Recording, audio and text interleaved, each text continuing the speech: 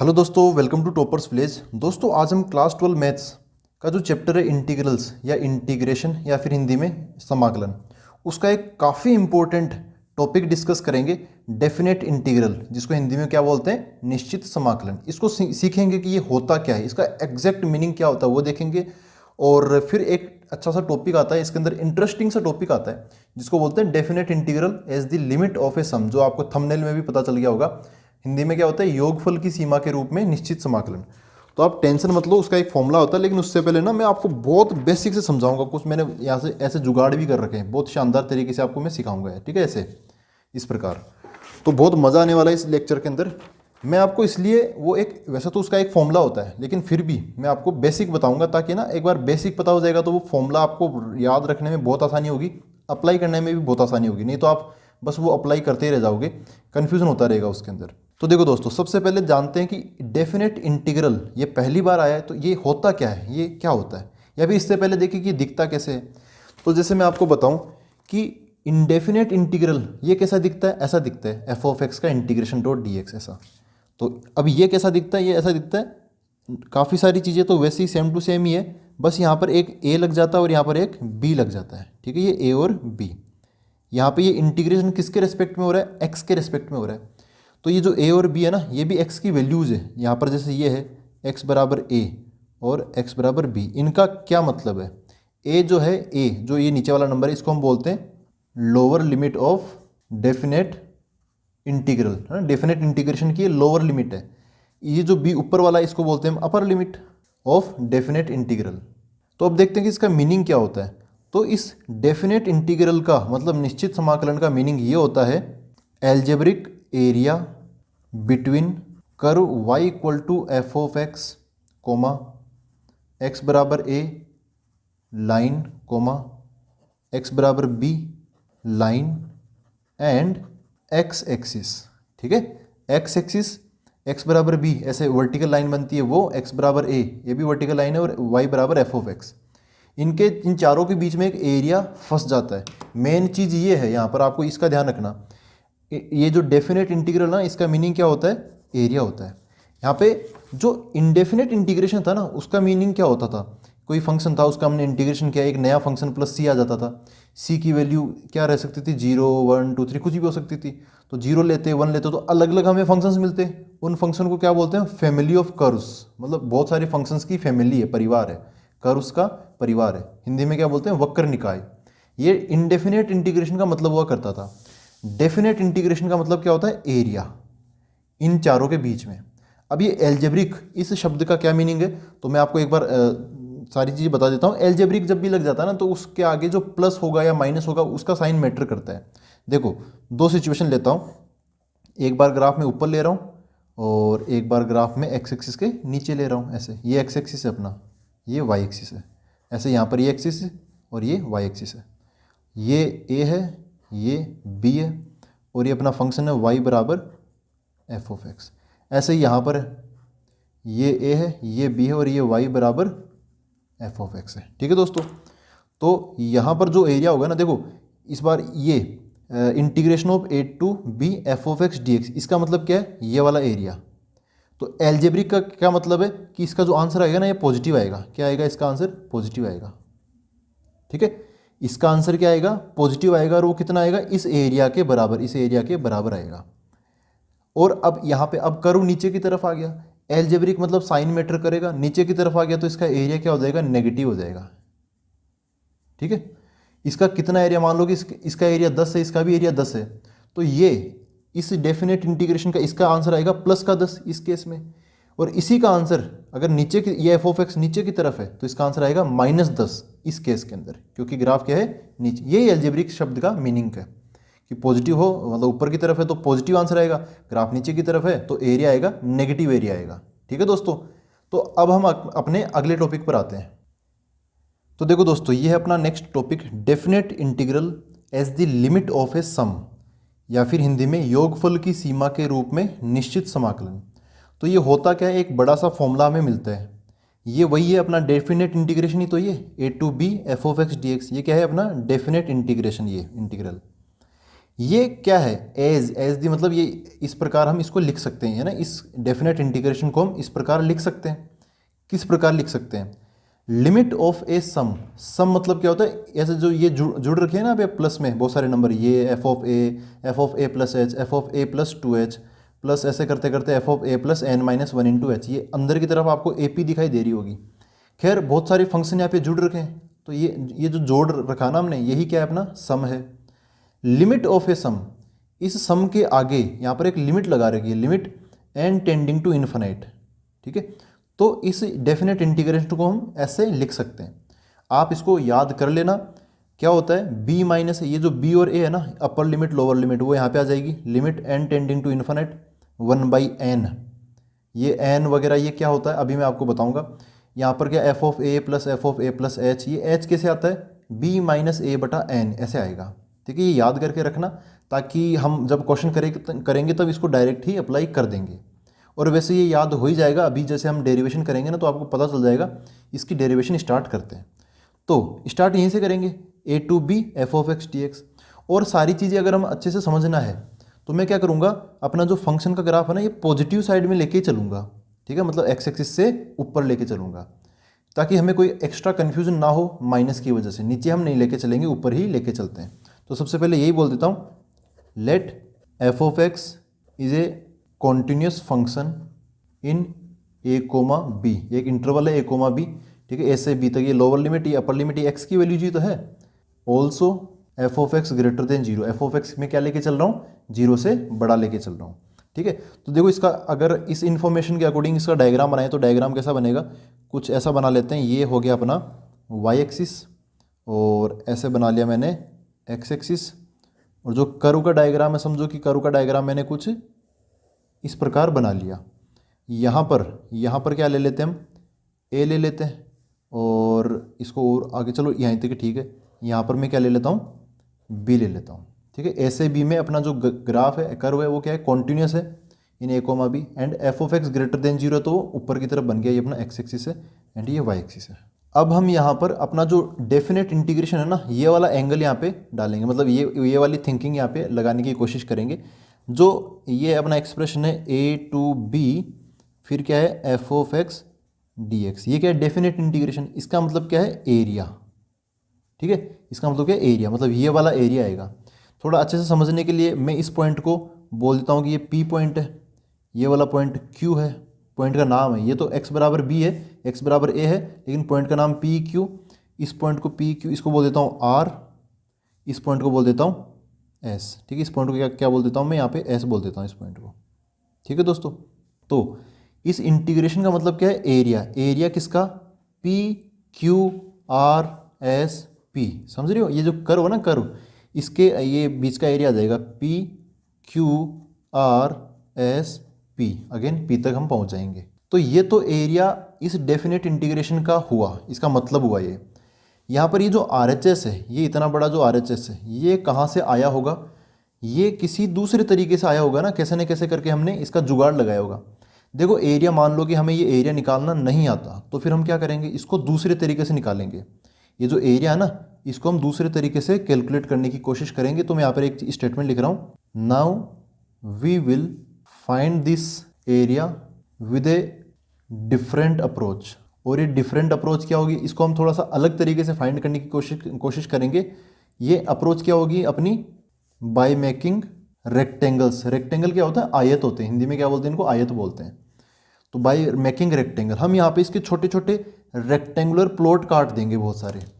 कि जैसे समझो यहाँ पर मैंने ना एक ऐसे स्ट्रिप समझती हो ना, एक ऐसी मतलब पतली सी पट्टी बना देंगे इसकी। जैसे यहाँ पर मैंने ऐसे पट्टी बना दी है ना, इसका ये भी टुकड़ा कर दिया, फिर ऐसे टुकड़ा कर दिया, फिर ऐसे करते करते हम यहाँ तक पहुँच गए, लास्ट वाला टुकड़ा ऐसे है, ठीक है। यहाँ पर बीच में बहुत सारे यहाँ ऐसे पहुँच गए। तो समझो कि यहाँ पर ना, अच्छा कुछ अलॉटमेंट्स हम यहाँ पे करेंगे, लेकिन अभी देखो यार ये रेक्टेंगल कहाँ बने, हमें पूरा एरिया निकालना है, कर्व के नीचे का एरिया। हम छोटे छोटे रेक्टेंगल बनाएंगे, कैसे बनेगा, अभी इसको तो मैं रेक्टेंगल नहीं बोल सकता है ना, क्योंकि ऊपर की तरफ ये ऐसे रेक्टेंगल की तरह नहीं होता। रेक्टेंगल तो ऐसे चौकोर होता है पूरी हर तरफ। तो यहाँ पर रेक्टेंगल कंप्लीट करने के लिए मैं यहाँ पर ना इसको ऐसे बना देता हूँ, ऐसे बना देता हूँ, और इसको इधर मिला दिया, इसको इधर मिला दिया, इसको इधर मिला दिया। यहाँ पर इस बार जो रेक्टेंगल बने वो नीचे की तरफ बने हैं ना, नीचे की तरफ बने। अच्छा ये नहीं है, ये तो ऐसे डॉट डॉट डॉट, ये वाला नहीं है, ये सेकंड लास्ट वाला नहीं है, ठीक है, ये ऐसे डॉट डॉट डॉट लगाते हैं ना वैसे। अब कुछ बच्चे बोलेंगे कि यार रेक्टेंगल तो नीचे की तरफ है, तो इन नीचे वाले रेक्टेंगल्स का एरिया कम आएगा, उनके बराबर नहीं आएगा। तो कुछ बच्चे क्या करेंगे कि भाई चलो यहाँ नीचे की तरफ रेक्टेंगल नहीं बनाते, हम ऊपर की तरफ रेक्टेंगल बना देते हैं, तो इधर से इनको मिला देंगे ऐसे, तो ऐसे ऊपर की तरफ रेक्टेंगल बन जाएंगे। ठीक है दोस्तों, तो हम रेक्टेंगल बना रहे हैं, कुल मिला की बात क्या है, यहाँ पे हम रेक्टेंगल बना रहे हैं। तो एक बात आप समझो, यहाँ पर रेक्टेंगल दो टाइप से बनेंगे, कर्व के नीचे नीचे नीचे भी बनेंगे और कर्व के ऊपर ऊपर भी बनेंगे। देखो ऐसा समझो, यहाँ पर मैंने 3 डायग्राम यहाँ पर बना रखे हैं। ये तो है अपना एग्जैक्ट कर्व, हमें एग्जैक्टली ये एरिया चाहिए, लेकिन हम अप्रोच क्या लगाएंगे, ये नीचे वाले रेक्टेंगल है ऐसे, ये ऊपर वाले रेक्टेंगल है। देखो इसमें भी कर्व दिख रहा ना, तो नीचे वाले रेक्टेंगल ना नीचे की तरफ है, तो यहाँ पे एक छोटी सी, देखो यहाँ पे छोटी सी जगह बच गई, ये बच गई, ये बच गई। तो इन रेक्टेंगल्स का एरिया, जो लोअर रेक्टेंगल है ना, नीचे वाले रेक्टेंगल, इनका एरिया एग्जैक्टली जो कर्व का एरिया होगा ना उससे थोड़ा कम आएगा। आएगा कि नहीं आएगा, क्योंकि ये वाली जगह छोड़ रहे हैं। जबकि ये जो अपर रेक्टेंगल्स है ना, जो कि कर्व के ऊपर की तरफ बन रहे हैं, है ना, अपर रेक्टेंगल्स, वो इनका एरिया जो एग्जैक्टली कर्व है ना, ये वाला जो कर्व है, इसके एरिया से ज़्यादा आएगा। क्योंकि इसका एरिया बोले तो ये जो कर्व ना, बाउंड्री, ये वाली बाउंड्री, इससे थोड़े थोड़े ऊपर की तरफ निकल रहे हैं ये अपर रेक्टेंगल्स। तो ये जो एक्स्ट्रा एरिया है ना, ये वाला एरिया, ये वाला एरिया, ये एक्स्ट्रा एरिया भी ये लेते हुए चल रहे हैं। तो जो कर्व है, कर्व से कम होगा लोअर रेक्टेंगल्स का एरिया, और कर्व के एरिया से ज़्यादा होगा अपर रेक्टेंगल्स का एरिया। एक टाइप से आप बोल सकते हो कि अपना जो कर्व है ना, कर्व, वो उसका एरिया लोअर रेक्टेंगल से ज़्यादा लेकिन अपर रेक्टेंगल्स के एरिया से कम होगा। ये जो कर्व है वो इन दोनों के एरियाज के बीच में फंस गया है ये। ठीक है दोस्तों, तो मैं यही स्टेटमेंट अब यहाँ पे लिखने वाला हूँ आगे। तो देखो दोस्तों, यहाँ पर मैंने लिखा है एस एन, ये स्मॉल एस है, ये यहाँ पर कैपिटल एस है। स्मॉल एस एन, इसका मतलब क्या है, यहाँ पर एक्चुअली एन, हम ये एन रेक्टेंगल्स है ना, एन रेक्टेंगल्स है, बहुत सारे रेक्टेंगल काटेंगे तो समझो कि एन रेक्टेंगल हमने कट कर दिए। तो areas of all lower rectangles, ये जो नीचे वाले रेक्टेंगल्स है इनका एरिया। फिर बीच में आएगा ये कर्व का एरिया, क्योंकि कर्व नीचे वालों से ऊपर है और ऊपर वालों से नीचे है, बीच में आ गया ये। और ये कर्व का एरिया बोले तो ये डेफिनेट इंटीग्रेशन है ना, area of P Q R S P, ये वाला P Q R S P, curve वाला एरिया। और एस, ये कैपिटल एस का मतलब क्या है, area of all upper rectangles. ठीक है दोस्तों, ये है ना, इसका इन दोनों के बीच में सैंडविच बन गया। सैंडविच समझते हो, एक ब्रेड ऊपर लगती है, एक ब्रेड नीचे लगती है और बीच में वो मसाला होता है। तो आपको 11th क्लास की भी याद आ रही होगी, वहाँ पर भी हमने सैंडविच खाया था, मतलब वहाँ पर हमने वो किया था ना यार, सैंडविच थ्योरम आती है, लिमिट के अंदर सैंडविच थ्योरम आती है, वैसा ही कुछ यहाँ पर काम होने वाला है। ठीक है, तो अब हम कोशिश करेंगे कि यार यहाँ पे एस एन, मतलब अपर जो रेक्टेंगल्स है ना उनका एरिया निकालें, लोअर रेक्टेंगल्स का एरिया निकालें, और फिर इस डेफिनेट इंटीग्रेशन को इन दोनों के बीच में सैंडविच बना दें। तो देखो वापस हम अपने डायग्राम पर आते हैं, यहाँ पर आते हैं, यहाँ पर थोड़ा वर्क करते हैं। यहाँ पर समझो कि ये जो ए है ना, यहाँ पर ये पहला ए हो गया, ये बी हो गया, तो ये है इस पहले वाले ए, इसको मैं बोल रहा हूँ एक्स नोट, क्या बोल रहा हूँ इसको मैं, एक्स नोट बोल रहा हूँ। फिर इस पॉइंट को मैं बोल रहा हूँ एक्स वन, ये हो जाएगा एक्स टू, ये हो जाएगा एक्स थ्री। ऐसे करते करते देखो ये पहला पार्ट है, मैं यहाँ पर कितने मेकिंग रेक्टेंगल्स कितने रेक्टेंगल बना रहा हूँ, एन रेक्टेंगल बनाऊंगा। कितने रेक्टेंगल बनाऊंगा, एन रेक्टेंगल्स। मतलब मैं यहाँ से लेके यहाँ तक के पूरे जो भी पोर्शन है ना उसके मैं एन पार्ट्स कर दूंगा। ठीक है, कितने पार्ट्स कर दूंगा, एन पार्ट्स कर दूंगा। तो ये पहला पार्ट है, इसको देखो, ये पहला पार्ट यहाँ से चालू होकर यहाँ पे ख़त्म हुआ, कहाँ पे ख़त्म हुआ, x1 पे। दूसरा पार्ट यहाँ पे ख़त्म हुआ x2 पे, तीसरा पार्ट x3 पे ख़त्म हो गया। ऐसे करते करते अगर मैं n पार्ट बनाऊंगा तो n पार्ट यहाँ b पे ख़त्म होगा, तो b क्या हो जाएगा अपना xn हो जाएगा, ये क्या हो जाएगा xn हो जाएगा। ठीक है दोस्तों, यहाँ पर जो हर एक पार्ट है ना, हर एक पार्ट उसकी जो विड्थ है मतलब चौड़ाई, वो क्या लेके चल रहा हूँ, h लेके चल रहा हूँ। कितनी चौड़ाई है, h है, मतलब ये भी h है, ये भी h है, ये भी h बढ़ जाएगा, फिर से इधर भी h बढ़ जाएगा। तो जो अगर जी जो पहला नंबर x नोट वो a है, तो x1 ये क्या हो जाएगा, ये हो जाएगा a प्लस एच, इसमें ये a है, इसमें h बढ़ाओगे तो ये a प्लस एच पे पहुँच जाएंगे। ये जो x2 है ये क्या हो जाएगा a प्लस 2h, जो x3 है वो हो जाएगा a प्लस 3h। ऐसे करते करते xn ये क्या हो जाएगा a प्लस एन एच, क्या हो जाएगा a प्लस एन एच। इसे जो पहले वाला होगा ये xn-1, ये क्या हो जाएगा, ये हो जाएगा a plus n-1 into H हो जाएगा। ठीक है दोस्तों, ये क्या हो जाएगा, ये हो जाएगा। यहाँ पर काफ़ी कॉम्प्लिकेटेड सा लग सकता है, लेकिन आप सिंपली सोचो, पहला x नोट है, दूसरा x1 x2, ऐसे करते करते लास्ट वाला xn हो गया। पहला वाला a है, उसमें h बढ़ा दिया तो एक टाइप से AP बन गई, फिर a plus H, a plus 2h, a plus 3h, ऐसे करते करते xn-1 क्या हो जाएगा, उसमें a n-1 इंटू एच आ जाएगा, और ऐसे ये बन जाएगा लास्ट वाला a प्लस एन एच। यहाँ से आप देखोगे तो 2 3 4 चीज़ें आ गई यहाँ पे टोटल, a है, b है, n है और h है। एक बार हम इनमें रिलेशन निकाल लेते हैं। तो आप यहाँ पे लास्ट में देख सकते हो कि जो xn है ना, xn ये क्या है, ये b के बराबर भी है, और अगर हम a से निकालते, एक AP बन रही है ना, AP a प्लस एच, अगर एक की तरफ से निकाले तो xn की वैल्यू क्या है, a plus N H, a plus N H. ठीक है, इसको सोल्व करते हैं, xn को तो भूल जाओ, b को इसके बराबर रखो, मतलब b बराबर क्या हो गया, a plus N into H. यहाँ से आप चलो h की वैल्यू निकाल लो, यहाँ से किसकी वैल्यू निकाल लो, h की वैल्यू, तो a इधर आ जाएगा, b माइनस ए बराबर इधर क्या हो जाएगा, n इंटू एच हो जाएगा। यहाँ से h की वैल्यू क्या हो जाएगी, h बराबर ये जो n है वो उसकी डिवाइड में चला जाएगा, तो b माइनस ए बटा एन। इसको बाद में कभी हम काम में ले लेंगे। अब अगेन हम आते हैं, चलो सबसे पहले हम निकालते हैं ये जो एस एन है ना, स्मॉल एस एन, मतलब जो लोअर ट्राइंगल्स है उनका एरिया निकालते हैं। तो small S N equal to areas of all lower triangles. Lower triangle मतलब ये नीचे वाले ट्राइंगल, ये इसका हमें एरिया निकालना ना, ये वाला नीचे वाला निकालना अभी फिलहाल हमें एरिया। रेक्टेंगल का एरिया का फॉर्मूला क्या होता है, लेंथ इंटू ब्रेड्थ, मतलब वही लंबाई इंटू चौड़ाई, उस हिसाब से। तो ये लेंथ तो कितनी है, इसकी एच है, और आप बोल सकते हो कि यहाँ तो सभी जो रेक्टेंगल्स है ना उनकी जो चौड़ाई है वो क्या है, एच है, तो ये चौड़ाई तो एच आ जाएगी। इसकी जो हाइट है ये क्या आएगी, तो देखो दोस्तों, ये जो पहला वाला रेक्टेंगल है ये कहाँ तक जा रहा है, ये जा रहा है अपना इस लेवल तक जा रहा है। ये वाला लेवल ये कैसे मिला होगा, ये जो कर्व दिख रहा है आपको, कर्व, इस कर्व को ये रेक्टेंगल कहाँ टच पे कर रहा है, इस पॉइंट पे कर रहा है, फिर एस पे कर रहा है, एस पे कर रहा है। तो एस का लेवल क्या है ये हम यहाँ से निकालेंगे। एस नीचे देखो, एस क्या है, ए है ना, एस के नीचे क्या है, ए है। तो अगर ये अपना ग्राफ क्या था, y बराबर एफ ऑफ एक्स का ग्राफ था, y बराबर एफ ऑफ एक्स का अपना ग्राफ है। तो जो पहला रेक्टेंगल है उसकी ऊंचाई क्या आ जाएगी, ये जो a है वो ये a उठाकर हम डाल देंगे इस फंक्शन के अंदर यहाँ पर, तो ये पहली ऊंचाई क्या आ जाएगी, f ऑफ a आ जाएगी। f ऑफ a भी बोल सकते हो, और a को हमने x नोट माना है तो इसको आप f ऑफ x नोट भी बोल सकते हो। मैं f ऑफ x नोट बोल देता हूँ पहले। जो दूसरा रेक्टेंगल है वो कहाँ तक जा रहा है, वो इस ऊंचाई तक जा रहा है। ठीक है, तो ये क्या है यहाँ पे x1 है, तो इस दूसरे वाले रेक्टेंगल की ऊंचाई क्या हो जाएगी, ये x1 उठा के मैं इसमें डाल दूंगा, तो मेरे को इसके करस्पॉन्डिंग यहाँ पर हाइट क्या मिल जाएगी, f ऑफ x1 मिल जाएगी। ठीक है, तो सबसे पहला रेक्टेंगल ये वाला, इसकी जो ब्रेड्थ है मतलब चौड़ाई है वो तो क्या है, h है, मल्टीप्लाई बाई इसकी ऊंचाई निकालेंगे। ये ऊंचाई कितनी है, ये a, f ऑफ a हो गया। a की जगह आप x नोट भी रख सकते हो, तो ये क्या हो जाएगा, f ऑफ x नोट भी लिख सकते हो इसको। तो इसकी ऊंचाई क्या होगी, f ऑफ x नोट होगी।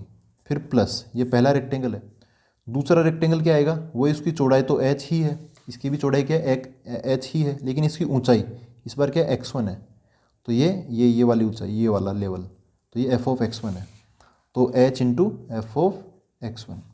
ऐसे करते करते दूसरा वाला क्या आ जाएगा, यहाँ पे सबसे पहले h into F of x2। ठीक है दोस्तों, ऐसे करते करते लास्ट वाला क्या होगा, देखो दोस्तों, जब हम लास्ट वाले पे पहुंचेंगे तो लास्ट वाला रेक्टेंगल ये होगा, इसकी जो चौड़ाई है वो तो कितनी है, h है, तो यहाँ पर क्या आ जाएगा, प्लस का h मल्टीप्लाई बाई, और इसकी जो ऊंचाई है, ये वाली जो ऊंचाई है वो क्या होगी, वो हम उस मतलब इस पॉइंट से देखेंगे या इस पॉइंट से देखेंगे, है ना। ये वाला पॉइंट क्या है, यहाँ पे नीचे की तरफ देखो क्या, xn-1, तो xn-1 उठाकर मैं इस फंक्शन में डाल दूंगा, तो मेरे को इसकी इधर की तरफ ऊंचाई मिल जाएगी, तो क्या होगी, f ऑफ xn-1। ठीक है दोस्तों, यहाँ पर सभी की वैल्यूज़ हम डाल देंगे, तो h multiply by F of x note कितना है, a प्लस फिर h मल्टीप्लाई बाई x1 कितना हो जाएगा, F of A plus H हो जाएगा, ठीक है ना। अब वो आपको पहले ही पता है कि एक्स नोट ए है, x1 ए प्लस एच, x2 ए प्लस 2h, मतलब h बढ़ता रहेगा धीरे धीरे, प्लस यहाँ पर फिर से h multiply by F of x2 क्या हो जाएगा, F of A plus 2h। ऐसे करते करते लास्ट वाला नंबर क्या हो जाएगा, h इंटू एफ ऑफ, देखो x1 में एक बार h आया, x2 में दो बार h आया, तो x n-1 में n-1 टाइम्स h आ जाएगा, तो a plus n-1 into H. ये एक AP जैसा लग रहा है आपको। यहाँ पर हम h कॉमन ले लेंगे, h कॉमन ले लिया तो अंदर क्या बच गया, एफ ऑफ ए, फिर ये F of A plus H, फिर ये F of A plus 2h। ऐसे करते करते फिर ये आ जाएगा F of A plus n-1 into H. ठीक है दोस्तों, ये लोअर ट्राइंगल्स का एरिया है। किनका है, नीचे वाले ट्राइंगल्स का एरिया। अब हम निकालते हैं कैपिटल एस एन, बोले तो sum of areas of all upper triangles, ठीक है, ऊपर वाले जो ट्राइंगल है ना उनका एरिया का समेशन।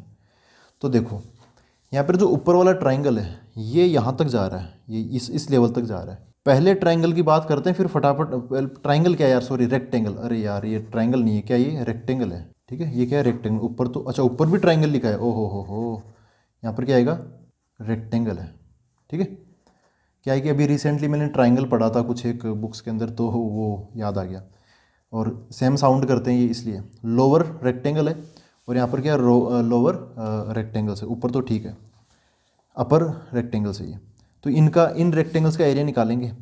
तो देखो पहला रेक्टेंगल जा रहा है वहाँ तक, तो इसकी जो चौड़ाई है, चौड़ाई तो सभी की h है, तो वो h कॉमन ही ले लेता हूँ, जैसे यहाँ पे h कॉमन आ गई ना, वो h कॉमन ले लेता हूँ। अब पहला रेक्टेंगल की ऊंचाई आएगी, जो पहला रेक्टेंगल है ना वो यहाँ से लेके यहाँ तक नहीं जा रहा, यहाँ से लेके वहाँ तक जा रहा है, और वो लेवल क्या है, एफ ऑफ x1 है। तो पहले की ऊंचाई क्या है, एफ ऑफ x1 प्लस, फिर जो दूसरा रेक्टेंगल है वो यहाँ से लेके यहाँ तक जा रहा है, अब वो क्या हो जाएगा, एफ ऑफ x1 से ऊंचा हो जाएगा, वो यहाँ से निकालेंगे, यहाँ से ये वाला पॉइंट क्या है, ये x2 से निकालेंगे, एफ ऑफ x2 उसकी ऊंचाई हो जाएगी। ऐसे करते करते पहले रेक्टेंगल की ऊंचाई एफ ऑफ x1, दूसरे की एफ ऑफ x2, ऐसे करते करते लास्ट वाला कौन सा होगा, एफ ऑफ n रेक्टेंगल है तो xn आ जाएगा, ये बन गया, ठीक है। तो यहाँ पे h, इनकी वैल्यूज़ हम डाल देंगे, इनकी वैल्यूज़ देखो क्या होगी, एफ ऑफ x1 क्या है, एफ ऑफ x1 है a प्लस एच, तो F of A plus H, और यहाँ पर F of A plus 2h। ऐसे करते करते एफ ऑफ xn क्या हो जाएगा, F of A plus N H आ जाएगा, ठीक है दोस्तों। अब दोस्तों यहाँ पर एक आखिरी बात आपको समझनी है कि जैसे ये कर्व है, ये अपने ऊपर वाले ट्राइंगल्स, ये अपने नीचे वाले ट्राइंगल्स, और जो अपना डेफिनेट इंटीग्रेशन है जो कि कर्व के नीचे का एरिया है, वो इन दोनों एरियाज़ के बीच में फंसा हुआ है, सैंडविच बना हुआ है। तो अगर हम यहाँ पर ये जो रेक्टेंगल्स है ना, अगर ये रेक्टेंगल्स हम ज़्यादा कर देंगे, मतलब बहुत छोटी सी चौड़ाई पे कट लगा देंगे, तब क्या होगा कि ये जो लोअर रेक्टेंगल्स का एरिया है ना, ये इसके करीब पहुँचने लगेगा, और जो अपर रेक्टेंगल्स का एरिया वो भी इसके करीब पहुँचने लगेगा। देखो मैं किस चीज़ की बात कर रहा हूँ, इस चीज़ को समझो, इस डायग्राम को समझो। ये अपना कर्व है, कर्व तो आपको दिख रहा है, और यहाँ पर भी आपको दिख रहा है कर्व, लेकिन यहाँ पर क्या है, एन पार्ट्स है, और यहाँ पे इनकी जो विड्थ है ना, विड्थ मतलब चौड़ाई, वो कितनी है, एच है, ठीक है। यहाँ पर भी वही बात है, लेकिन यहाँ पर जो एन है ना, एन पार्ट्स बोले तो एन छोटे छोटे टुकड़े, वो यहाँ पर कम है, यहाँ पे एन पार्ट्स क्या है, कम है, लेकिन यहाँ पर मैंने टुकड़े बहुत ज़्यादा कर दिए, एन की वैल्यू तो मैंने बहुत ही ज़्यादा कर दी, समझ लो कि इन्फिनिट कर दी, मतलब लाखों करोड़ों समझ लो। तो होता क्या है, यहाँ पर देखो ये लोअर रेक्टेंगल्स का एरिया कर्व से कम तो है क्योंकि ये नीचे है, और अपर रेक्टेंगल्स का एरिया ज़्यादा तो है, लेकिन कितना ज़्यादा या कितना कम वो मैटर करता है। अगर हम टुकड़े कम रखेंगे तो ये जो अंतर दिख रहा है ना आपको, देखो ये कितना बड़ा प्लॉट यहाँ पे बच गया, ये कितना बड़ा प्लॉट बच गया, इधर भी बच गया, इधर भी बच गया।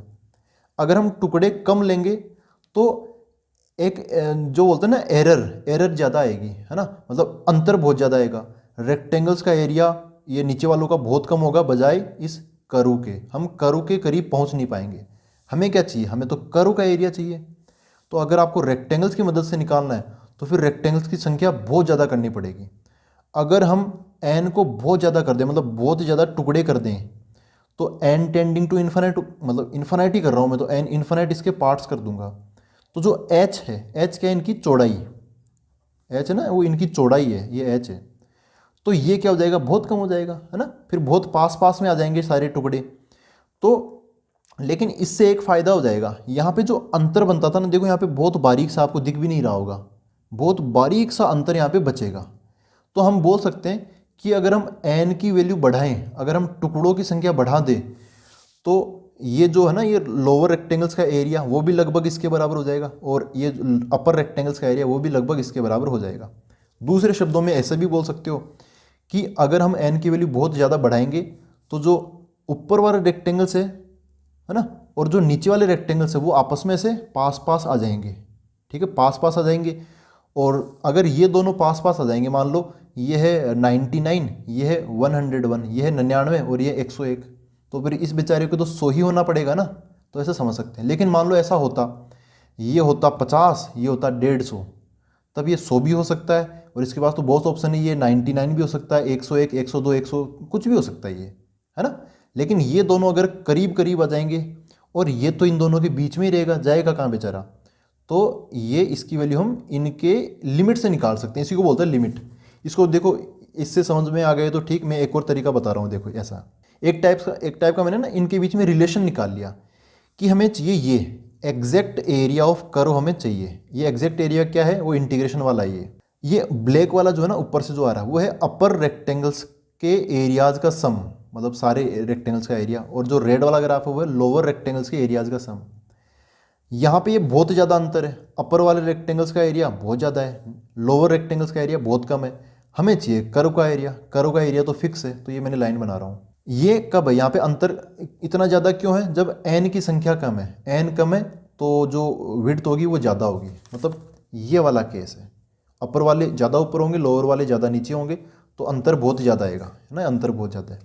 लेकिन अगर हम n टेंडिंग टू इन्फिनिट कर दें, तो अपर वाले का एरिया भी इस कर्व के एरिया के बराबर आ जाएगा, और ये लोअर वाले का एरिया भी कर्व के बराबर आ जाएगा। ऐसे बोल सकते हो कि कर्व तो अपनी जगह है ही है, अपर रेक्टेंगल्स का एरिया कम होके और लोअर रेक्टेंगल्स का एरिया कम होके आपस में पास में आ जाएगा। लेकिन एग्जैक्ट जो कर्व है वो तो इनके बीच में ही रहेगा, तो एक टाइप से क्या बन गया, ये सैंडविच बन गया। ठीक है, सैंडविच बन गया ये। तो एग्जैक्ट कर्व का एरिया हमें अगर निकालना है तो अपर रेक्टेंगल्स पर भी मेरे को n टेंडिंग टू इन्फिनिट लगाना पड़ेगा, और लोअर रेक्टेंगल्स पर भी मेरे को n टेंडिंग टू इन्फिनिट लगाना पड़ेगा। अब इसी चीज़ को हम लिखते हैं आगे। तो यहाँ पर मैंने एक स्टेटमेंट लिखा है, उससे पहले ये तो आप जानते ही हो, स्मॉल एस एन लोअर वाला एरिया, कैपिटल एस एन ये अपर रेक्टेंगल्स का एरिया, और जो area of P Q R S P है ना, ये अपने कर्व का एरिया है, डेफिनेट इंटीग्रेशन ये है।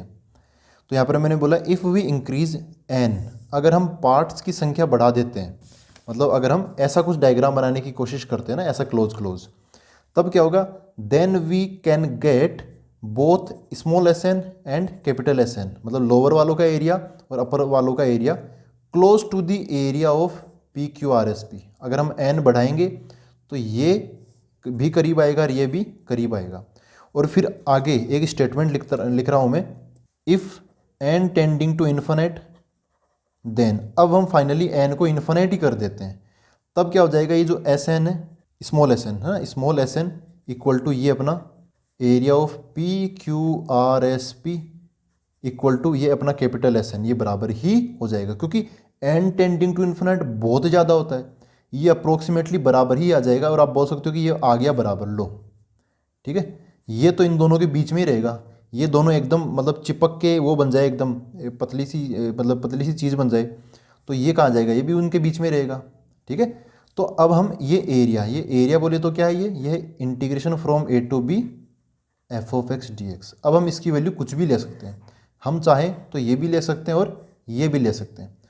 कैलकुलेशन आसान ये बनाएगा, तो हम ये जो डेफिनेट इंटीग्रेशन है ना A to B F of x D X, उसकी वैल्यू स्मॉल एस एन ले लेंगे। लेकिन याद रखना, स्मॉल एस एन हो या कैपिटल एस एन हो, ये बराबर तभी होंगे जब आप ये लिमिट लगा के हुए चलोगे, limit n tending to infinite पर ये एस एन छोटा वाला, और ये भी limit n tending to infinite पर ये बड़ा वाला एस एन इसके बराबर होगा। ठीक है दोस्तों, यहाँ पर स्मॉल एस एन लेने के लिए क्यों कह रहा हूँ, कैपिटल एस एन थोड़ा सा लेंथी हो जाएगा, क्यों, क्योंकि अगर हम यहाँ पर आएँ पीछे की तरफ, तो स्मॉल एस एन का जो फॉर्मूला है वो एफ ऑफ ए से स्टार्ट हो रहा है, जबकि कैपिटल एस एन का जो फॉर्मूला ना वो F of A plus H से स्टार्ट हो रहा है। तो हम इसको भी प्रीफर कर सकते हैं, लेकिन ये जो स्मॉल एस एन है ना, इसका ये वाला फॉर्मूला हम ज़्यादा प्रीफर करेंगे। ठीक है, तो अब मैं फाइनली इसको मैं उधर की तरफ लिख देता हूँ कि यहाँ पर ये जो है definite integration A to B F of x D x बराबर क्या हो गया, ये हो गया limit N tending to infinite small S N. यहाँ पर मैं स्मॉल एस एन की वैल्यू रख दूंगा। एक और चीज़, अगर मैं एन टेंडिंग टू इन्फिनिट लगा रहा हूँ तो एच टेंडिंग टू जीरो ये भी लगा सकता हूँ। अगर टुकड़े बहुत ज़्यादा हो जाएंगे तो उन टुकड़ों की जो विड्थ है एच वो क्या हो जाएगी, बहुत कम हो जाएगी, वो बहुत कम चौड़े होंगे। एन टेंडिंग टू इन्फिनिट का मतलब ये एन है, इसका मतलब क्या है एच, एच के रूप में क्या मतलब इसका एच टेंडिंग टू जीरो। अब मैं यहाँ पे एस एन की वैल्यू डाल दूंगा पिछले पेज से, तो वो क्या है limit N tending to infinite. यहाँ पर एस एन की जगह क्या आएगा, एस एन की जगह आएगा ये स्मॉल एस एन है ना, एच आ जाएगा, फिर एफ ए और ये अंदर की तरफ ए पी चालू हो जाएगी, तो ये ऐसा बन जाएगा एच, फिर यहाँ पर क्या आएगा एफ ऑफ ब्रैकेट के अंदर। अब देखो यार एच भी तो है यहाँ पे क्या है एक वेरिएबल एच भी चल रहा है। अच्छा यहाँ पे आप देखोगे तो सब कुछ एच में ही है, सब कुछ क्या है एच में ही है। तो यहाँ पे तो मैंने एन की लिमिट लगाई है, तो एन टेंडिंग टू इन्फिनिट है, तो जो एच है वो टेंडिंग टू जीरो हो जाएगा। तो लिमिट मैंने दोनों मैंने यहीं पे लिख दी। अंदर की तरफ क्या आएगा एफ ऑफ ए से चालू हो जाएगा, F of A plus h, ऐसे करते करते ए पी बन जाएगी इसके अंदर की तरफ, A plus H A plus two H, ऐसे करते करते लास्ट वाला क्या आएगा F of A plus N minus one into कितना है यहाँ पे लास्ट वाला एच आ जाएगा, यहाँ पर क्या आ जाएगा एच आ जाएगा ऐसे, ये ब्रैकेट क्लोज। तो अब यहाँ पर एच की वापस वैल्यू रख देंगे। जैसे एच की वैल्यू क्या है यहाँ पर हमने पहले निकाली थी ना, आप इधर से देख सकते हो ये वाला, अगर आप भूल गए हो तो ये जो लास्ट वाला बी था वो एक्स एन था, पहला ए फिर A plus H A plus two H, ऐसे करते करते एक्स एन क्या हो गया ए प्लस एन एच। तो इसी को हमने आगे सोल्व किया था, ए प्लस एन एच बराबर बी, वहाँ से हमने एच की वैल्यू निकाल ली थी बी माइनस ए बटा एन। तो यहाँ पर मैं एच की वही वैल्यू डाल देता हूँ, ऐसा बन जाएगा limit N tending to infinite H की जगह बी माइनस ए बटा एन और ब्रैकेट के अंदर f of A plus h plus ऐसे करते करते लास्ट में f of A plus N minus one into H, ये ब्रैकेट क्लोज। आप चाहो तो इस बी माइनस ए को बाहर निकाल सकते हो, मैं इसको यहीं पे छोड़ रहा हूँ F of x D x. ठीक है, ये दोनों क्या हो गए बराबर हो गए। हमने स्टार्टिंग में सी का एक फॉर्मूला लिखा था ये वाला, यहाँ पर देखो यही तो है A to B F of x D X, A to B F of x D X. यहाँ पे बी माइनस ए बटा एन है, यहाँ पर भी है बी माइनस ए बटा एन, बस वो ये है कि एन यहाँ पे वेरिएबल है तो एक टाइप से मैंने बी माइनस ए बाहर निकाल लिया, बी और ए कॉन्स्टेंट है तो वो बाहर भी आ सकते हैं। ठीक है, और बाकी यहाँ पे क्या F of A plus H, F of A plus two H, तो यहाँ पर भी वही F of A plus H है ना, ये सारी चीज़ें। यहाँ पे जो एच है, एच का फॉर्मूला क्या है वो भी मैं बगल में लिख देता हूँ, कैसे निकल, यही तो है एच अपना बी माइनस ए बटा एन। ठीक है, तो अब आई होप ये आपको समझ में आया है और बहुत अच्छे से समझ में आया होगा। इस प्रकार ये इसका मतलब होता है एरिया, और हमने ऐसे लिमिट लगा के बहुत सारे रेक्टेंगल्स पर हमने लिमिट लगा दी, उनके एरियाज का समेशन पर लिमिट लगा दी, क्योंकि लिमिट लगाएंगे तभी जाके हमें ये जो लोअर रेक्टेंगल और अपर रेक्टेंगल वो पास पास आ पाएंगे और कर्व उनके दोनों के बीच में फंस पाएगा अच्छे से, एकदम टाइट हो जाएगा, और फिर हम उस कर्व, ये जो डेफिनेट इंटीग्रेशन है ना कर्व के नीचे का एरिया, वो लोअर रेक्टेंगल्स के एरियाज के सम के बराबर लेके चलेंगे। लोअर ही क्यों, क्योंकि यहाँ से थोड़ी कैलकुलेशन आसान पड़ती है। अपर लेते तो यहाँ पे पहला वाला नंबर ए प्लस एच आता। ये फॉर्मूला आपको एकदम याद कर लेना, रट लेना है। अब हम क्वेश्चंस देख लेते हैं इसके। देखो दोस्तों, एक सिंपल सा क्वेश्चन लेते हैं, लेकिन ये दिखने में वैसे सिंपल होगा डेफिनेट इंटीग्रेशन, लेकिन जब हम इसको करेंगे as the limit of a सम, तब ये एक अच्छे लेवल का क्वेश्चन माना जाएगा। ठीक है, ये मतलब ऐसा नहीं है कि फटाक से इसका इंटीग्रेशन कर दिया और लिमिट रख दिया, ऐसा नहीं है।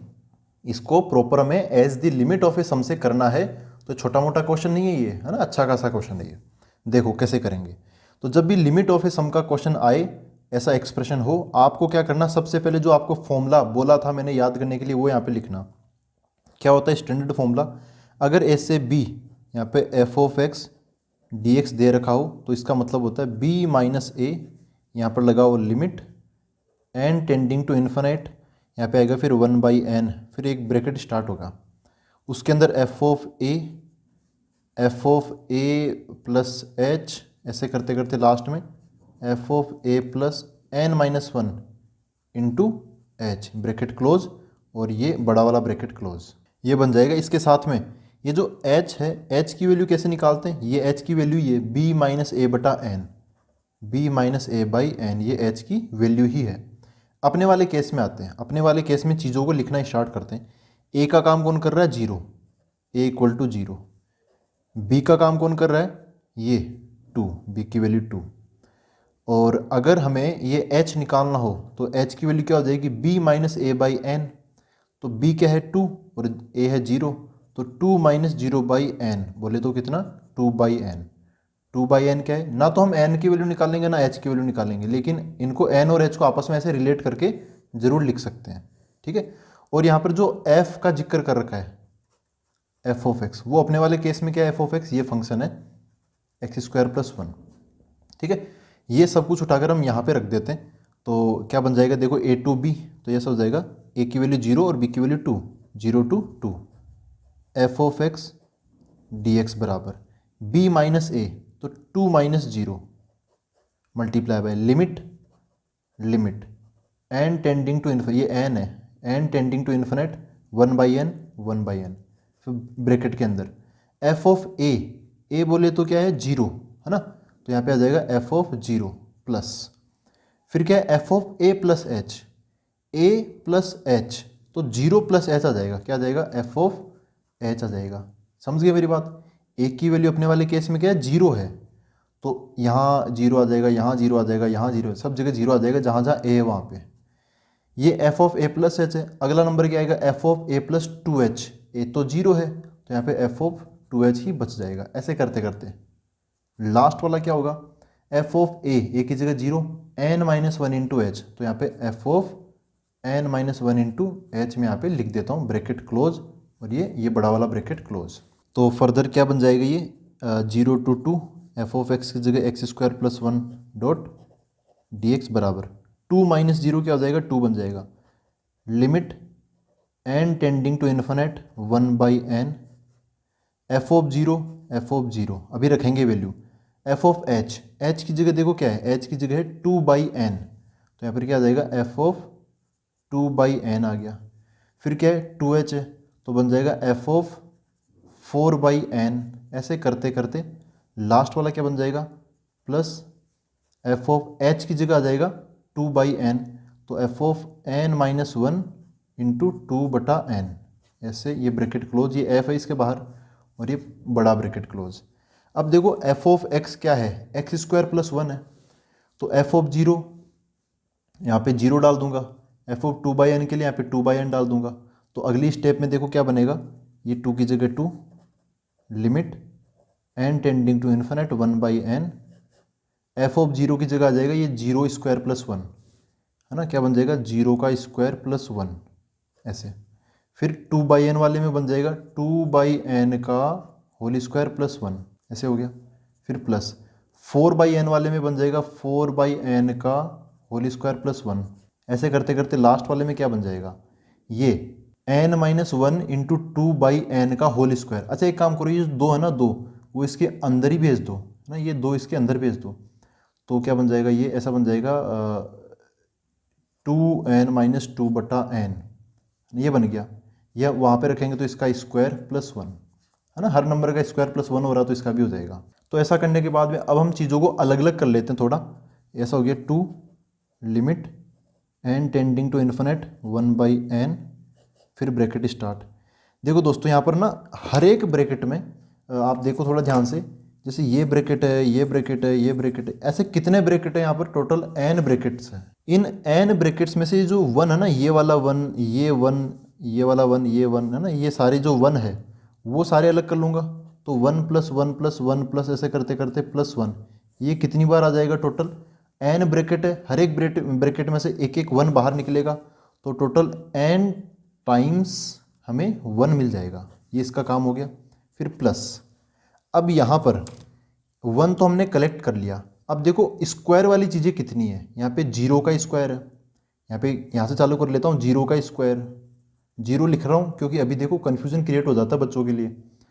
मैं यहाँ पे 0 का स्क्वायर लिख रहा हूँ, फिर स्क्वायर ये है 2/n का स्क्वायर, फिर स्क्वायर ये है 4/n का स्क्वायर। ठीक है, ऐसे करते करते लास्ट में क्या है, ये 2n-2/n का होल स्क्वायर है, और ये ब्रैकेट क्लोज। अब यहाँ पे इसको थोड़ा और सिंप्लीफाई करने की कोशिश करते हैं, तो 2 limit n tending to infinite 1/n, एक को अगर हम n बार जोड़ेंगे तो ये बन जाएगा n, फिर प्लस। देखो अगर मैं ये स्क्वायर्स वाली ये जो सारी टर्म्स है ना, इनको काउंट करूँ ये कितनी है, तो ये टोटल कितनी है, n है। अगर मैं ये 0 वाला हटा दूँ तो फिर ये कितने बचेंगे, n-1 बचेंगे। कितने बचेंगे, ये टोटल n-1 बचेंगे। ठीक है, इसलिए मैं यहाँ पे 0 को पहले लिख के चल रहा था। अगर मैं 0 समेत काउंट करूँ तो टोटल n होंगे, 0 हटा दूँ तो ये टोटल n-1 होंगे। इन सभी के अंदर कुछ चीज़ें कॉमन आ रही है। क्या कॉमन आ रही है, जैसे ऊपर 2 का स्क्वायर, 4 का स्क्वायर, फिर अगला 6 का स्क्वायर आएगा, तो मैं सभी के ऊपर में से मतलब 2 कॉमन ले लेता हूँ, 2 का स्क्वायर कॉमन ले लूँगा, और सबके नीचे देखो n मतलब स्क्वायर है ना, तो 2/n का होल स्क्वायर में कॉमन ले लेता हूँ सभी में से। क्या बचेगा, ये तो हट गया, इसको तो हटा दिया मैंने, अब ये n-1 ही बचे हैं। ये पूरा का पूरा उठा लिया तो यहाँ पे बचेगा 1, बोले तो 1 का स्क्वायर। यहाँ पे 2/n का होल स्क्वायर हमने उठा लिया, तो 4/n के होल स्क्वायर में से अगर मैं 2/n का होल स्क्वायर उठा लूँगा तो यहाँ पे ओनली 2 का स्क्वायर बच जाएगा, 2 का स्क्वायर बच गया। स्क्वायर रहेगा है ना, ऐसा नहीं कि ओनली 2 बचेगा, नहीं, स्क्वायर रहेगा। फिर अगला क्या बचेगा, 3 का स्क्वायर बचेगा। अगला जो 6 आएगा ना, 6 यहाँ पे इससे अगली वाली टर्म में 6 आएगा, वो उसकी जगह 3 बच जाएगा। इसमें से 2/n मैंने कॉमन ले लिया, तो ऊपर में से मैं 2 कॉमन लूँगा तो क्या बच जाएगा, n-1 बच जाएगा। बचना भी चाहिए, n-1 ही तो नंबर यहाँ पे बचे हैं टोटल। ये ब्रैकेट क्लोज और ये बड़ा वाला ब्रैकेट क्लोज। तो क्या हो गया, 2 limit n tending to infinite 1/n, अंदर क्या चल रहा है, n प्लस 2/n का होल स्क्वायर। अब देखो दोस्तों यार, ये एक फॉर्मूला है, अगर आपको याद हो तो एक ये फॉर्मूला है। क्या फॉर्मूला होता है, ये 11th क्लास में आया था, 1 का स्क्वायर प्लस 2 का स्क्वायर, ऐसे करते करते n का स्क्वायर हो। वैसे तो ये n-1 तक जा रहा है, लेकिन अगर n के स्क्वायर तक हो तो ये होता है n+1 2n+1/6 होता है। अगर आप इसको n-1 तक लेना जा रहे हो कि 1 का स्क्वायर प्लस 2 का स्क्वायर प्लस ऐसे करते करते n-1 के स्क्वायर तक, तब जहाँ जहाँ यहाँ पे n है ना, वहाँ पर हम n-1 डाल देंगे, तो ये क्या बन जाएगा, n-1। ये n-1 + 1, तो वो n बन जाएगा। यहाँ पर 2 के अंदर है ना, 2 फिर उसके अंदर आ जाएगा n-1, फिर ये प्लस वाला 1 ऐसे, तो 2 × n 2n, 2 × -1 -2 और 1 -1 बन जाएगा, डिवाइड बाई नीचे 6 है। तो इन सबको जब हम जोड़ेंगे तो हमें ये मिलेगा n-1 n 2n-1/6, तो n-1 × n × 2n-1/6 ऐसा मिला, और ये ब्रैकेट क्लोज। अब मैं थोड़ी काटा पीटी वगैरह कर लेता हूँ, तो 2 यहाँ पे limit n tending to infinite, ये जो 1/n है ना बाहर वाला, अब टाइम आ गया इसको अंदर भेजने का। तो अंदर की तरफ 2 टर्म्स है, एक तो ये है n और एक ये है बड़ी सी टर्म। ठीक है, तो इस 1/n को जब मैं अंदर भेजूँगा तो 1/n इस n के डिवाइड में हो जाएगा, तो क्या लग जाएगा, n/n हो जाएगा, मतलब ये कट जाएगा। फिर प्लस तो प्लस, आप देखो यार यहाँ पर 2 का स्क्वायर है ना, वो कितना हो जाएगा, 4, और नीचे की तरफ 6 है, तो 4 इस 6 को काटेगा तो 2 ऊपर बचेगा और नीचे 3 बचेगा, तो ऐसा हो जाएगा 2, और यहाँ पे नीचे की तरफ 3। एक और चीज़, नीचे की तरफ क्या है, n स्क्वायर है, ये 1/n और अंदर जाएगा, तो n स्क्वायर तो पहले था ही नीचे वाला, और एक n और आ जाएगा, तो यहाँ पे क्या आ जाएगा, n³ आ जाएगा। ऊपर की तरफ ये एक्सप्रेशन है ही, n-1 × n × 2n-1 ऐसा बन गया। अब यहाँ पर और काटा पीटी होगी, ये जो n³ है ना, इसका एक n काट देगा। फिलहाल मैं इसको अगले पेज पे लिखता हूँ। तो देखो दोस्तों, ये मैंने अभी फिलहाल एज इट इज ही लिखा है, n/n काटा भी नहीं है मैंने, 2 3, ये 2 3, नीचे की तरफ n³ और ये ऊपर की तरफ ये तीनों नंबर। अब यहाँ पर आगे क्या करें, ये 2 limit n tending to infinite, वो n से n कट जाएगा, यहाँ पे 1 बच जाएगा, प्लस 2/3 2/3 मल्टीप्लाई बाई। देखो दोस्तों, यहाँ पे n³ है ना, ये n³ आप तीनों में डिवाइड कर दो, मतलब इस n³ को ऐसे लिख लो, n³ को लिख लो n × n × n, ठीक है। अब ये जो पहला वाला n है ना, ये n-1 में डिवाइड कर दो, दूसरा वाला n इस n में डिवाइड कर दो, और तीसरा वाला n इस ब्रैकेट में डिवाइड छोड़ दो। तो क्या बन जाएगा, ऐसा बन जाएगा, देखो n-1 divide by n multiply by इसके भी नीचे n बाई n, और इसके नीचे भी 2n-1 के नीचे भी n आ जाएगा। ठीक है, ये ब्रैकेट क्लोज। समझ गए? n क्यूब को मैंने ऐसे 3 बार लिख दिया, n तीनों फैक्टर्स के नीचे। तो क्या हो गया, 2 limit n tending to infinite 1 plus 2/3। n इसको काटेगा, पहले ये तो कट जाएगा पूरा, इसके अंदर जाएगा तो क्या बन जाएगा, n/n 1 माइनस 1/n, ये तो खत्म हो गया। 2n/n क्या आ जाएगा, 2 माइनस 1/n 1/n आ गया, ब्रैकेट क्लोज। अब यहाँ पे लिमिट क्या है, n टेंडिंग टू इन्फिनिट। जब when n tending to infinite होगा तो जो 1/n है वो क्या हो जाएगा, वो एक टाइप से जीरो बन जाएगा। क्यों? क्योंकि n इन्फिनिट है तो n का उल्टा, मतलब इन्फिनिट का उल्टा क्या होता है, जीरो होता है। वो यहाँ पर मैं डाल दूंगा। तो जहाँ जहाँ पे 1/n आपको दिख रहा है वहाँ पर क्या डाल दो, जीरो डाल दो। तो फाइनली अब हम लिमिट पुट कर रहे हैं, तो बाहर की तरफ 2 है, यहाँ पे क्या बचा, 1 है। अब ये छोड़ दो, ये मत लगाओ, अब हम 1/n की जगह जीरो डाल रहे ना, तो ये लिखने की ज़रूरत नहीं है।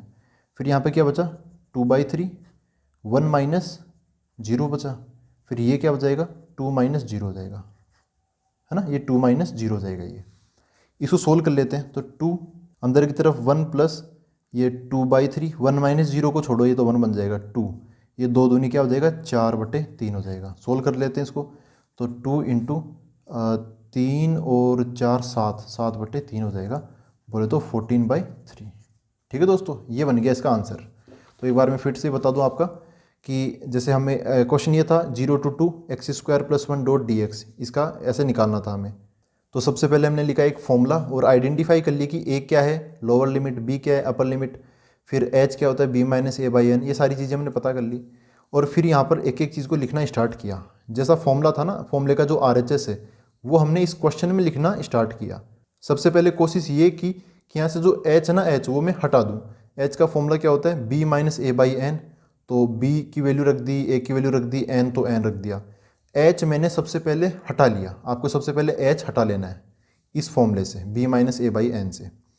उसके बाद में जो जैसा भी क्वेश्चन होगा उस हिसाब से, जैसे बहुत सारे फंक्शन यहाँ पे रखेंगे ना, तो जैसे यहाँ पे अपना फंक्शन क्या है, x² + 1, तो जो भी इनपुट डालेंगे उसका स्क्वायर +1 आएगा, +1 आएगा, +1 आएगा, तो 1 सारे अलग कर लिए, जो स्क्वायर वाले थे वो अलग हो गए। तो फिर 1 वाली एक सीरीज़ बन गई, एक ये भी एक सीरीज़ बन गई। यहाँ पर वो अपना 11th क्लास का फॉर्मूला लग गया है, स्क्वायर वाला समेशन।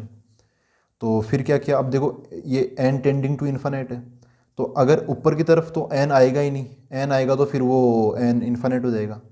तो n कहाँ आएगा, नीचे की तरफ, तो और ज़्यादा इसको हमने सोल्व किया। करते करते जब इसको सारा कुछ ख़त्म कर लिया तो ये ऐसा बन गया, नीचे की तरफ ही n बचा और कुछ बचा ही नहीं है, 1/n बचा, और ये सिंपल सा 1/n। n tending to infinite पे 1/n टेंडिंग टू 0 जाएगा, तो इसकी जगह 0, इसकी जगह 0, फिर n भी खत्म हो गया और आंसर आ गया 14/3। तो अभी हम एक और क्वेश्चन देखते हैं इसके अंदर, फिर बस इतना ही करेंगे। तो देखो दोस्तों, अभी ये क्वेश्चन है e⁻x का, ये और समझ लो तो समझ लो कि आपका सारा टॉपिक सब कुछ कवर हो जाएगा। 0 to 2 e⁻x dx है, इसको हमें फाइंड करना है इसकी value as the limit of a sum. तो ऐसा लिखते ही ये भारी भरकम क्वेश्चन हो गया।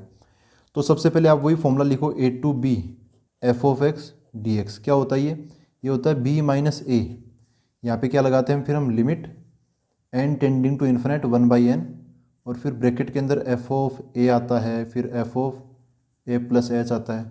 ऐसे करते करते लास्ट में f(a+n(h) आएगा ना, सॉरी n-1 आएगा। यहाँ पर क्या आएगा, n-1 इंटू h, और ब्रैकेट क्लोज, और ये बड़ा ब्रैकेट क्लोज।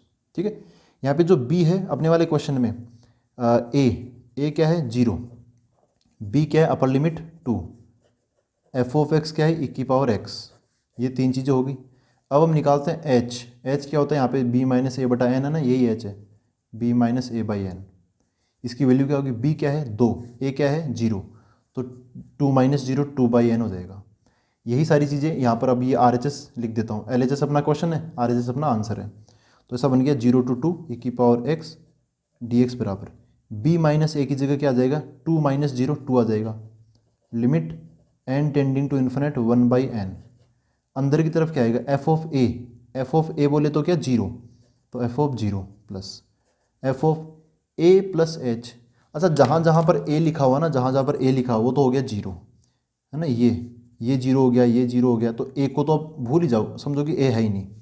फिर क्या बचता है एच, जहाँ जहाँ एच लिखा है वो है 2/n।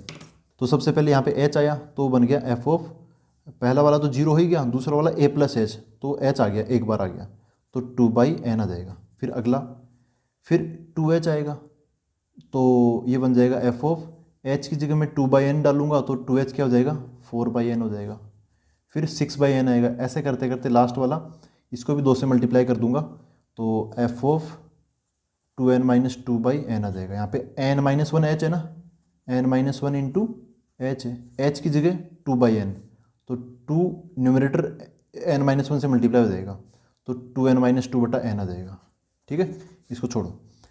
यहाँ पर अब ये वैल्यूज डाल देते हैं। वैल्यूज किस में डालेंगे, एफ ऑफ एक्स है e की पावर x, तो ऐसा हो जाएगा 2 limit n tending to infinite 1/n, f of 0 बोले तो e की पावर 0 प्लस फिर एफ ऑफ 2/n बोले तो e की पावर 2/n, e की पावर 2/n प्लस e की पावर 4/n, ये वाला ऐसे करते करते लास्ट में e की पावर ये 2 इंटू कितना आ जाएगा, ये चलो 2 कॉमन ले ही लो, n-1/n आ जाएगा। ठीक है दोस्तों, तो ये देखो, इसको ध्यान से देखोगे ना, ये एक जीपी है। क्या है, जीपी। जीपी क्या होती है, एक ज्योमेट्रिक प्रोग्रेशन है। और ये क्या है, ये सम है इसका, सम ऑफ जीपी। ठीक है, ये क्या है, सम ऑफ जीपी है। सम ऑफ जीपी का फॉर्मूला क्या होता है, ये फॉर्मूला होता है एस एन बराबर क्या होता है, ए आर की पावर n-1/n, सॉरी नीचे r-1 आता है। अब आपको आइडेंटिफाई करना पड़ेगा कि यहाँ पर ए क्या है, आर क्या है, एन क्या है। ए होती है फर्स्ट टर्म, ए क्या है, फर्स्ट टर्म, तो फर्स्ट टर्म क्या है, ई की पावर 0, ई की पावर 0 क्या होता है, 1 होता है। फिर है आर, आर मतलब कॉमन रेशियो। कॉमन रेशियो कैसे निकालते हैं हम, अगला नंबर डिवाइड बाई पिछला नंबर। तो जैसे मैं यहाँ पे निकालूँ, अगला नंबर क्या है, ई की power 2/n divide by E की पावर 0, ये अपना आर है। तो ई की पावर 0 तो 1 होता है, तो ये तो कट गया, खुद ही खत्म हो गया। ई की पावर 2/n यही अपना आर है, तो आर की वैल्यू क्या है, ई की पावर 2/n। और रही बात यहाँ पे एन की, एन क्या होता है, नंबर ऑफ टर्म्स। तो देखो यार, ये जो नंबर लिखे होते हैं ना, एन बार ही लिखे होते हैं, ये 1 2 3 ऐसे करें, टोटल एन नंबर ही ये है यहाँ पर। तो इस पूरे की जगह में ये सम ऑफ जीपी का फॉर्मूला लगा दूंगा, और ये जो वैल्यू बोली है मैंने, ए बराबर 1 और आर बराबर ई की पावर 2/n, ये लगा के आगे लिखता हूँ। तो देखो दोस्तों, ये मैंने लिख दिया है 2 limit n tending to infinite 1/n। यहाँ पर है a, ये वो जीपी का सम का फॉर्मूला है, a r की power n-1 divide by r-1। अभी हमने डिक्लेयर किया था r क्या है, a क्या है, ये सारी चीज़ें। तो इसको थोड़ा सोल्व करते हैं। तो देखो यहाँ पर क्या है, r की पावर n है, r है e की पावर 2/n, यहाँ पे ये n से n कट जाएगा, क्या बचेगा, e² -1 बच जाएगा। क्या बचेगा, सिंपल सा e² -1। तो भाई यार e² -1 तो कांस्टेंट, इसको मैं सबसे बाहर निकाल लेता हूँ, है ना, e की पावर 2-1, n तो हट गया, तो वो तो लिमिट से बाहर आ जाएगा, क्योंकि लिमिट तो n पे लग रही है, बिना n की चीज़ें बाहर निकाल लो, तो 2 वो बाहर आ जाएगा, e की पावर 2-1। फिर बचा क्या, एक तो ये बचा, limit n tending to infinite, एक तो 1/n, और ये नीचे वाला बचा, ये भी n वाला ही है, तो 1/e की पावर 2/n-1। अब ये n के अंदर आ रही है सारी चीज़ें, तो यार ऐसे तो फिर ये बैठेगा नहीं, तो एक काम करते हैं, हम इसको h में कन्वर्ट कर देते हैं, है ना। h में कैसे कन्वर्ट करेंगे, देखो अभी पीछे की तरफ निकाला ना हमने, h बराबर क्या है, 2/n, तो जहाँ जहाँ पे 2/n है उसकी जगह आप वापस h में डाल सकते हो। कई बार क्वेश्चन h में आसान होता है, कई बार n में आसान होता है, ये इस बार n में थोड़ा उल्टा चक्कर पड़ रहा है, तो इसको हम h में कन्वर्ट कर देंगे। तो एक काम करते हैं, जहाँ जहाँ पे हमें ये दिखाई देता है 2/n, उसको मैं h बोल दूंगा। तो यार यहाँ तो 2/n है, ये तो 1/n है, तो एक काम करते हैं, ये जो बाहर वाला 2 है ना, वो इसके ऊपर लगा देता हूँ, यहाँ पे लगा देता हूँ, यहाँ से इसको काट देता हूँ। ठीक है, अब ये वाला जो 2/n है ये भी h बन जाएगा, और जो यहाँ वाला 2/n है ये भी h बन जाएगा। देखो ऐसा हो गया, e² -1 लिमिट, जब हम इन सबको h में कन्वर्ट कर ही रहे हैं तो लिमिट भी h की लगाऊंगा। n टेंडिंग टू इन्फिनिट है तो h टेंडिंग टू 0 हो जाएगा, समझ गए। 2/n बराबर h है, तो अगर आप इसको इन्फिनिट करोगे तो फिर h जीरो हो जाएगा, क्योंकि 2/इन्फिनिट जीरो हो जाएगा। तो क्या बन जाएगा, यहाँ पर आ जाएगा h डिवाइड बाई नीचे क्या है e⁻h-1। ऐसे करने के पीछे एक कारण है, क्योंकि ये जो स्टैंडर्ड फॉर्म होती है ना, ये वाली जो स्टैंडर्ड फॉर्म होती है, इसका आंसर 1 होता है। तो यहाँ पर मैं बता देता हूँ आपको ना, यहाँ पे एक चीज़ लिख देता हूँ। जनरली जो बच्चे IIT की तैयारी करते हैं ना, उनको पता होता है, ऐसे काफ़ी सारी स्टैंडर्ड फॉर्म होती है। Limit h tending to 0 e⁻h-1 divide by h, वो होती है 1। ठीक है, इसका आंसर कितना आता है, 1 आता है। तो आप देखो कि यहाँ पर इसका आंसर भी कितना आ जाएगा, 1 आ जाएगा। तो आंसर क्या बचा, e⁻2-1 मल्टीप्लाई बाई 1, बोले तो e⁻2-1। ठीक है दोस्तों, ये एक क्या है, स्टैंडर्ड फॉर्म है ये। जैसे आपको पता होगा ना, sine x tending to limit x tending to 0 sine x बटा x, वो 1 होता है। वैसे ये भी क्या होता है, 1 होता है। ये किसकी वैल्यू है, अपने क्वेश्चन की, 0 to 2 e⁻x dx। तो इसको कैसे किया, एक बार मैं कंक्लूड कर देता हूँ। ये अपना क्वेश्चन था e⁻x का 0 से 2 definite integration as the limit of a sum. सबसे पहले मैंने एज यूजुअल फॉर्मूला लिखा, वहाँ पर a b h वगैरह क्या है सब आइडेंटिफाई करके रखा। फॉर्मूले का जो LHS है वो तो क्वेश्चन है, फॉर्मूले का जो RHS है वो अपना आंसर बनेगा। तो मैंने यहाँ पर स्टार्टिंग में कोशिश की कि जो जितने भी h है ना उनको मैं हटा दूँ, a की वैल्यू 0 डाल दूँ, b की वैल्यू 2 डाल दूँ, तो सोल्व किया मैंने, ऐसा बन गया। f(0) f(2/n) वगैरह ये सब। f(x) क्या है, e⁻x है, तो मैंने ये सारी वैल्यूज उसमें डाल दी, तो ये e के अंदर आ गया सारा, e के अंदर आ गया। जो भी e का क्वेश्चन होगा ना वो यहाँ पर GP बनाएगा, तो GP का सम का फॉर्मूला याद रखना। ठीक है, ये मैंने आइडेंटिफाई कर लिया कि यार यहाँ पे फर्स्ट टर्म क्या है, GP का कॉमन रेशियो क्या है, ये सारी चीज़ें मैंने आइडेंटिफाई करके यहाँ पे इस फॉर्मूले में डाल दिया। सोल्व करने पर हमें ये मिला, थोड़ी और काटा पीटी हुई। फिर जो n वाली चीज़ों को मैंने अंदर रखा, n वाली चीज़ें थोड़ी उल्टी थी तो इनको मैंने h में कन्वर्ट कर लिया, 2/n बराबर h से। तो h के अंदर फिर यहाँ पर एक स्टैंडर्ड फॉर्म काम आती है। अगर बच्चों को ये फॉर्म पता नहीं होगी तो फिर दिक्कत हो जाएगी। तो आई होप आज का लेक्चर आपको समझ में आया है। अब हम मिलते हैं अगले वीडियो के अंदर। Thank you very much.